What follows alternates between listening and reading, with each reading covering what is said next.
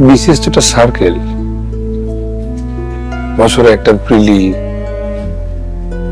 একটা ভাইবা আর একটা রিটেন, প্রত্যেকটাতে বেস্ট হইতে হবে, দেখে না নিজে আর অন্য কিছু হয়ে ওঠা ওঠে না। তো এত আপসেট হচ্ছিস কেন? কিছু না কিছু তো হয়েই যাবে।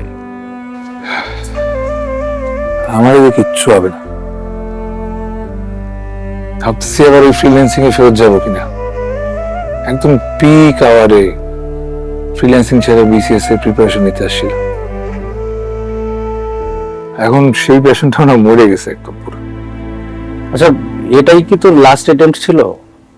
বয়স সীমা অনুযায়ী আর একটা শেষ সুযোগ আছে। ধুর বেটা, তাহলে তুই মাথার মধ্যে এইসব আজব চিন্তা ভাবনা কেন নিয়ে আসতেছিস? সব ঝেড়ে ফেলে দে।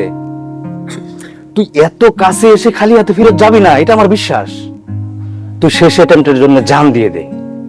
একটা কথা মনে রাখবি, এই স্বপ্নটা শুধু তোর একার না, তোর ফ্যামিলির, তোর ভাই বন্ধু, আমাদের সকলের, তোর সকল শুভাকাঙ্ক্ষীদের।